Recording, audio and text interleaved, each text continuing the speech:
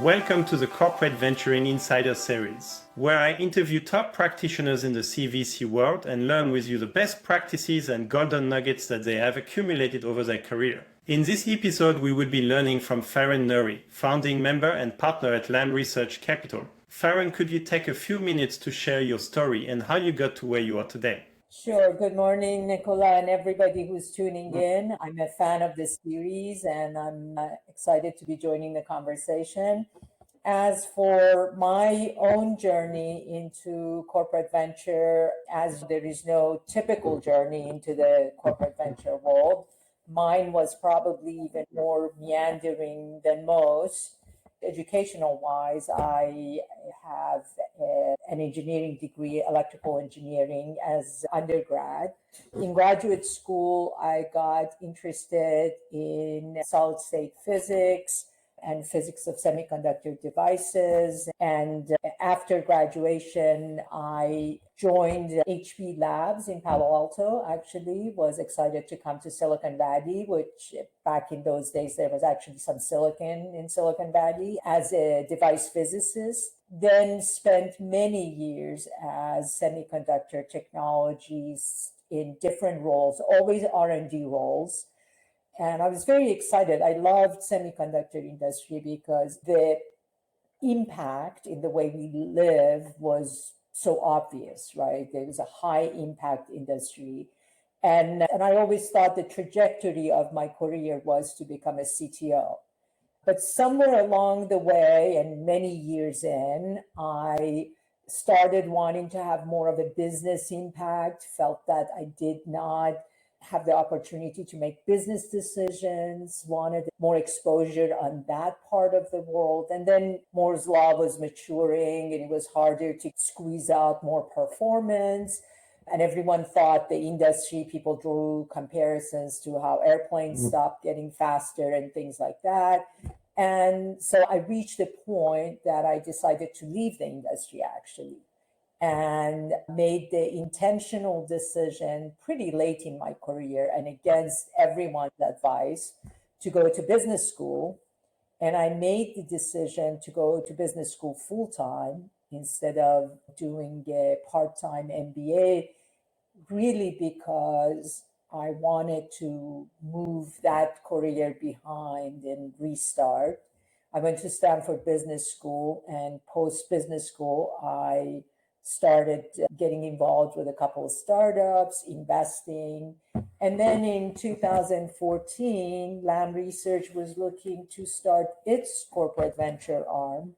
And it was actually a perfect marriage of my deep technology background, my domain knowledge in semi-industry, with my new interest in startups and investing. So I joined Lam, and then we started our journey of starting a corporate venture. So that's my meandering path into corporate venture. Very nice. And clearly, Lam Capital invests in hard tech. Actually, maybe we should disclose we are co-investors together in Fabric Edge. It's an amazing startup. Maybe we'll park it for later.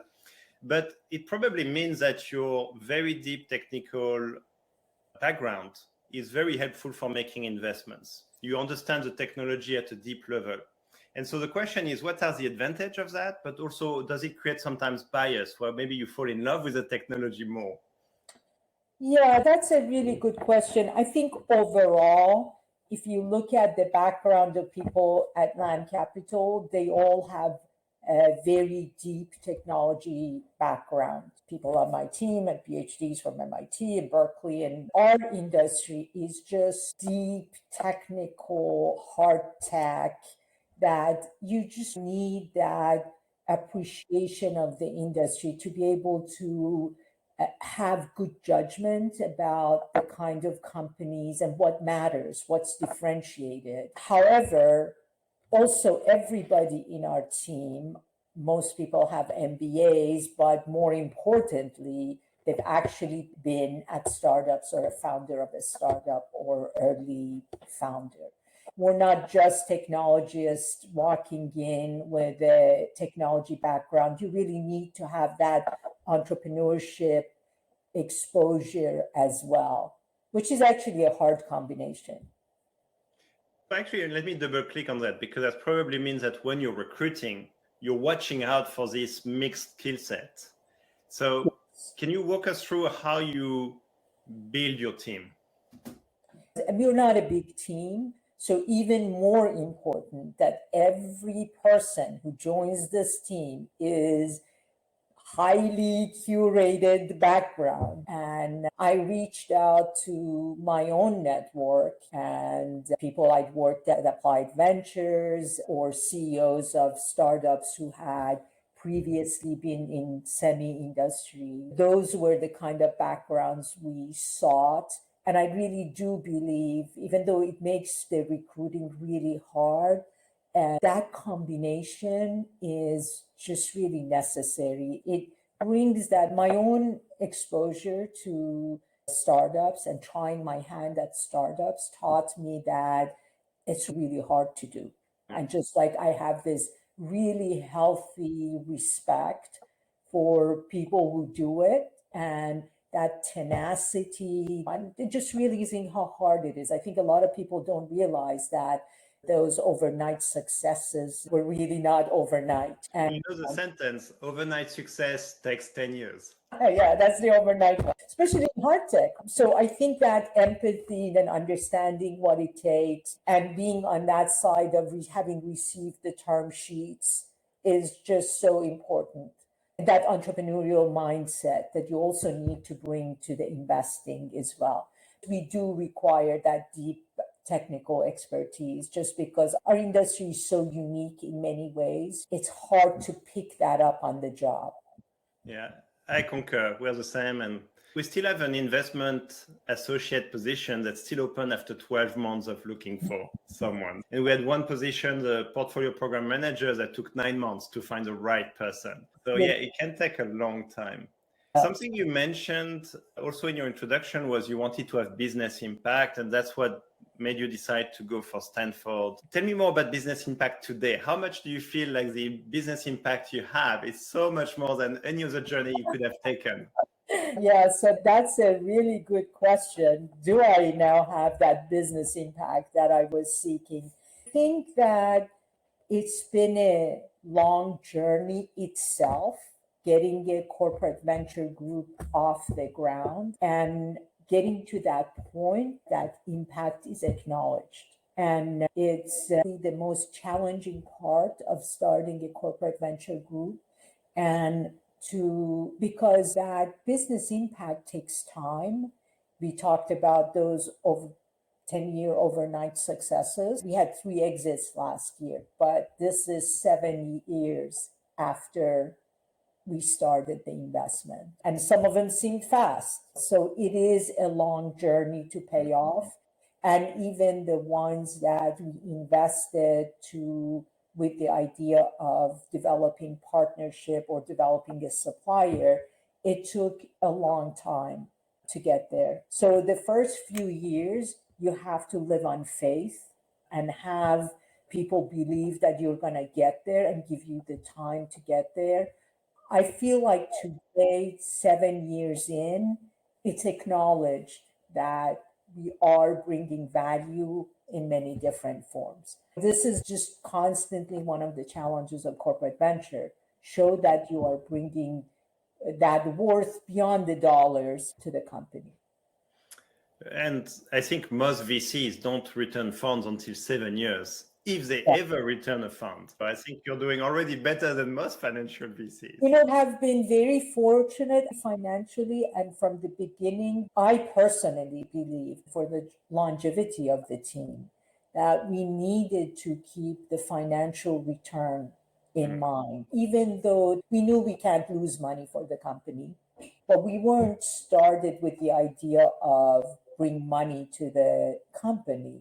However, it always helps, right? Given the peaks and valleys of corporate venturing, strategic changes at the mothership, to have that longevity, I think it definitely helps to have those financial returns as well to cushion you and have the money come back for reinvestment.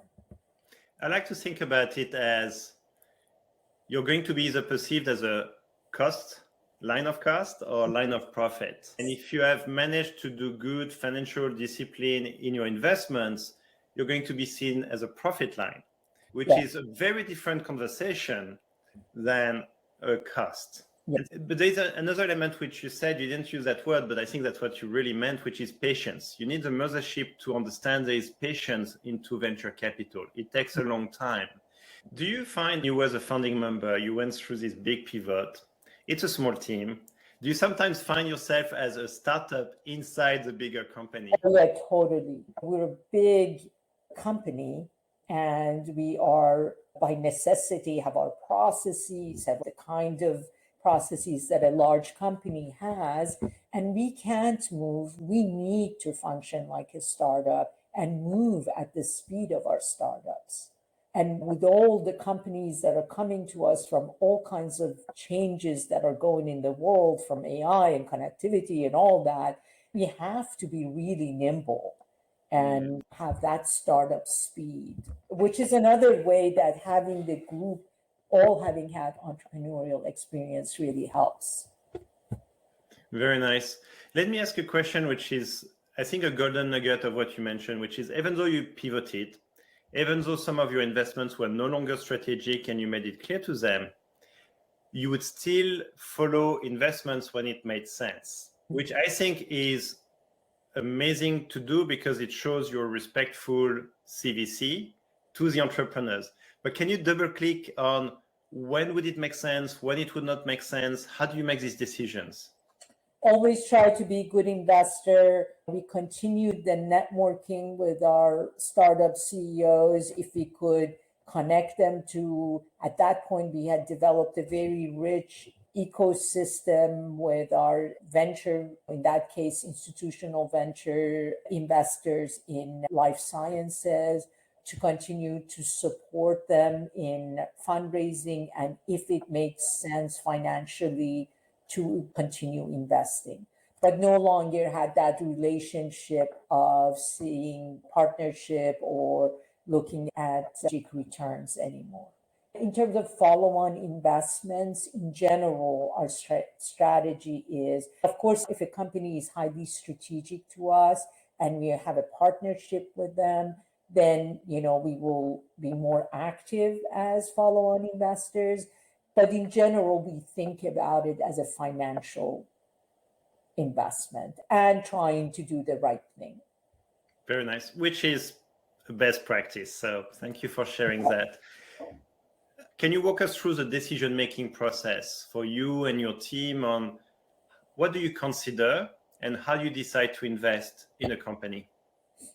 Our decision-making process has changed over time and we keep adjusting that as necessary. But we started with a lot of the input we got from CVCs in terms of best practices. One of the things we have, which we didn't want to do, was having a big committee that required consensus of everybody and their brother to make an investment. And one of the things in our process of developing best practices that we heard was that corporate venture teams are really slow.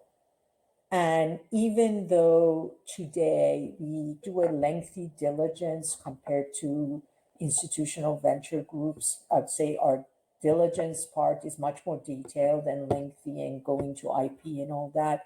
But our decision-making process is very streamlined. I report to the head of strategy at Lam, and she needs to be aligned with that. And then besides her, we require CFO's approval. So it's a very highly streamlined. And generally, if we have done our job, the CFO doesn't overrule us. He wants to make sure we don't make dumb decisions. He holds the purse at the end of the day. We don't have a big committee of various stakeholders at the company. I think you're one of the smallest I know of. So this is pretty good. And I think you are all co-located, which means you can meet face-to-face. In normal times, you could meet face-to-face. Yes, we are co-located. We have 2 members in Asia. These days, we're talking all the time. And that decision between us and the head of strategy is seamless. She's my boss. We talk to her all the time. So she's coming along anyway in that process. Then you have the blessing that it's strategic. We have already met the strategic fit criteria, which is the biggest hurdle for an investment for us. And then the CFO does the check on, did you put a right value on this? Is the valuation good? Why do you think you're not wasting the company's money? You know. Do you sometimes lead investment and price around, or you always have others to price around? We do both. We both lead and follow. When we lead investments where we think that we are the experts and we are the best people to price that round. And by definition, that kind of means the investments that are really close to core, where we really are the experts, we understand that, and we really know how to price it.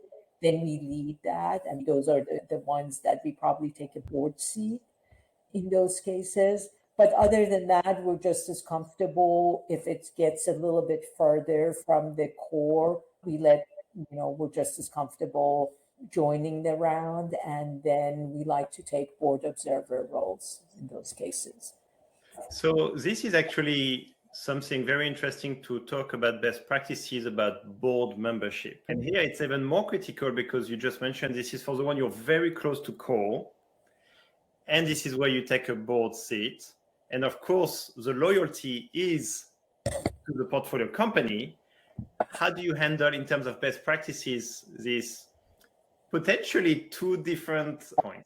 Our legal team really develops heartburn over that because we've introduced a series of training on the responsibilities of board members and board observers. And we're a very conservative company with very conservative legal, and it took us a long time to get approval to take board seats. And then when we do, we make sure we have trained everyone, people who take board seats and board observer, to understand their fiduciary and duty of care to the portfolio company.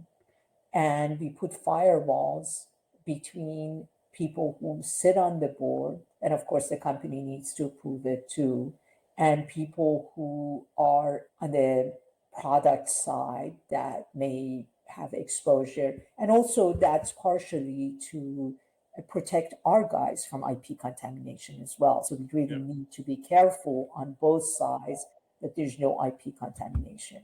So really, best practices here are really important, that people who are on the board know what their responsibilities are, that board materials are not shared freely across the company. When in doubt, recuse yourself from the meeting. That's driven home time and time again. When in doubt, it's best not to participate. We ask our portfolio companies to send board materials up front and give us heads up that if there is anything that's going to be discussed on the agenda that we shouldn't be participating, we don't. And when in doubt, ask the CEO of the portfolio company if this is something that you should not share. So you really got to be careful with that. Yeah. Let's talk about the future. I have two questions. The first one is, where are you planning to expand? I think you mentioned Asia, so maybe you're planning expansion. And the second one is, where do you want to invest in the future so that entrepreneurs potentially listening to us, but also CVCs listening to us, know when to partner with you?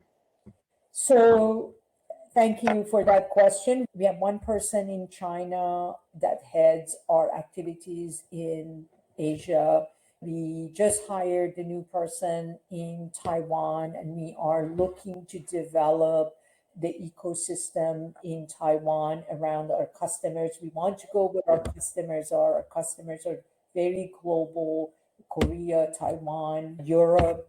We are looking to strengthen our connections in Europe as well. Most of our team is in Silicon Valley. We love working with other CVCs as well as institutional venture groups. I love this combination of the two. We are looking this year to invest in them around us and invest in agile supply chain industry as we go to digital manufacturing. We invest in new architectures, new materials in the semi industry, what we call specialty technologies, not just the memory or logic, but other aspects of the CSI and connectivity, edge devices, and a lot of different aspects of the ecosystem that we're investing in and investing globally. We're looking to strengthen our global footprint,